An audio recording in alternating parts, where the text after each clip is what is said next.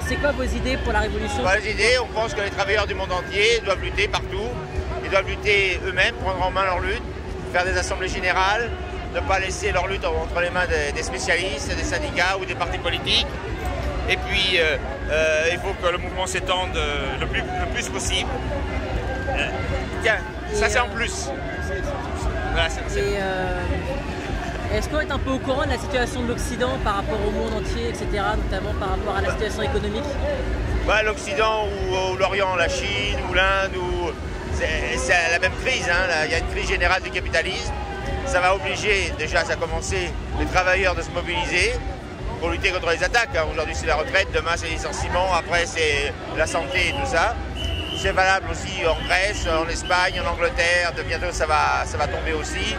Donc bon, on pense que, et puis en Chine, n'en parlons pas, il y a tout le temps des grèves là-bas. Donc bon, pour le moment, c'est un tout début du mouvement, mais comme le capitalisme est en crise et qu'il ne peut pas se relever, ça obligerait les travailleurs de plus en plus à lutter. Et puis quand ils se rendront compte que le capitalisme ne peut plus rien leur donner, sinon la misère ou les guerres, ça va les conduire de plus en plus à s'attaquer au système lui-même, et non pas seulement à des aspects partiels ou à telle attaque.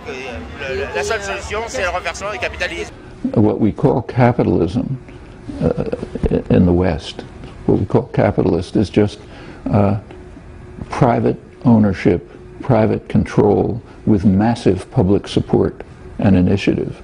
So the innovation, the development, and so on, anything that's costly and risky is handed over to the public. What's profitable is handed over to the private sector. That's what we call capitalism. Quelle serait l'alternative au capitalisme? Une société communiste, mais pas ce qu'il y a eu en Russie, parce que... Elle a été ratée. Elle a été ratée parce qu'elle est restée isolée. Il y a eu une révolution en 17, bon c'était le début, mais comme malheureusement en Allemagne et dans d'autres pays ça n'a pas suivi, en Allemagne les ouvriers aussi ils ont fait la révolution, mais ils ont été écrasés, hein, grâce en particulier aux socialistes. What we call socialism is an outgrowth of the most anti-socialist movement in modern history, namely Bolshevism. As soon as Lenin and Trotsky took over, the first things they did was destroy every socialist institution that had developed, Soviets, workers' councils, every democratic institution, and they turned the population into what they called a labor army, acting at the rule of the maximal leader. That's exactly the opposite of socialism. Socialism meant workers' control over production. This was the biggest blow against socialism that had yet happened. La révolution est restée isolée en Russie. Et dans un seul pays, on ne peut rien faire. Ça a dégénéré, ça a donné le Staline et le stalinisme. Donc c'est pour ça que nous, notre titre, c'est Révolution internationale. C'est une révolution des travailleurs dans tous les pays. Et c'est la seule solution. Sinon, le capitalisme est conduit à la catastrophe. Mais alors en fait, le capitalisme qui a conduit à la catastrophe, pour moi, je pense que c'est un capitalisme exacerbé. Il y a un capitalisme qui est français, il y a un capitalisme qui est anglais. Et je pense que c'est vraiment le système de crédit qui n'a pas fonctionné. C'est un aspect, mais s'il y a autant de crédit, c'est parce que s'il n'y avait pas de crédit, il y a longtemps qu'on aurait une récession généralisée comme en 29. Et donc le crédit, c'est pas une crise du crédit, c'est une crise du capitalisme. Le crédit, c'est un aspect, bon, pour essayer pendant pas mal d'années d'empêcher justement l'effondrement. Mais le crédit s'est effondré parce que l'économie elle-même s'est effondrée. C'est l'économie capitaliste qui est arrivée au bout du rouleau. Vous êtes sûr que c'est pas le crédit qui a fait s'effondrer le capitalisme? Le capitalisme, il a eu besoin du crédit pour reporter plus tard. Ça dépend, parce que le capitalisme français, justement, n'utilisait pas le crédit et restait quand même capitaliste pour autant. Il utilisait aussi le crédit, toutes les banques françaises spéculaient aussi. Maintenant, oui, parce que les Américains ont dominé finalement. Non, ça n'a rien à voir. C'est un système, c'est un seul système capitaliste dans le monde entier. Il est en crise.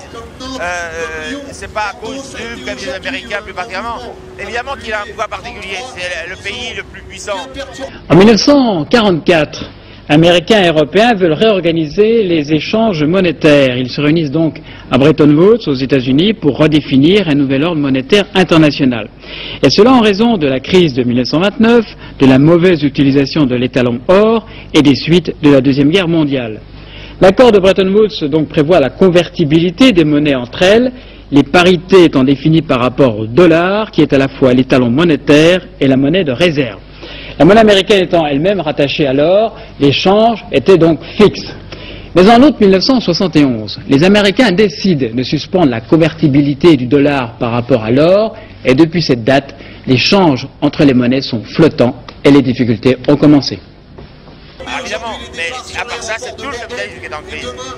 Est-ce que vous pourriez juste me rappeler quelle est l'idéologie communiste?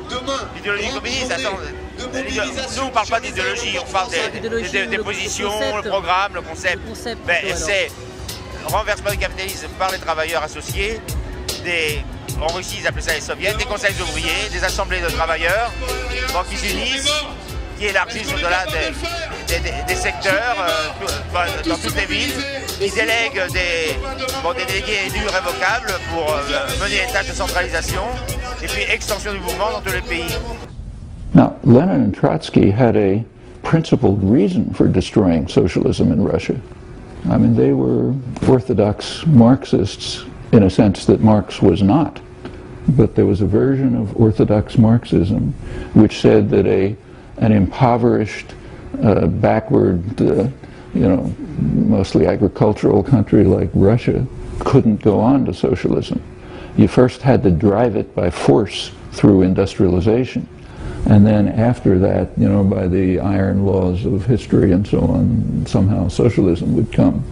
That's not Marx's view, but that was their interpretation of Marx. So therefore we have to destroy the early elements of socialism, like the Soviets and the workers' councils, and simply drive this impoverished peasant society to industrialization, and then, someday, in the millennium, socialism will come.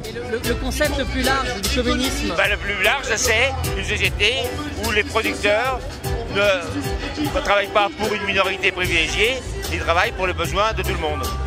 Et donc ils distribuent, il n'y a plus de commerce, on distribue en fonction des besoins et on produit en fonction des besoins. Et donc on abolit le commerce, il y avait une devise, de chacun selon ses moyens, à chacun selon ses besoins. C'est le mouvement ouvrier, depuis 150 ans, il a toujours eu cette devise. Ou bien il y a d'autres devises, c'est prolétaires de tous les pays, unissez-vous, ça c'est le manifeste communiste. Ou bien la première internationale, qui a été fondée en 1864, c'était l'émancipation des travailleurs sera l'œuvre des travailleurs eux-mêmes. Donc c'est les travailleurs eux-mêmes et non pas des spécialistes qui doivent faire la révolution. Très bien, je vous remercie. Il coûte combien votre journal? Courant communiste international. Voilà.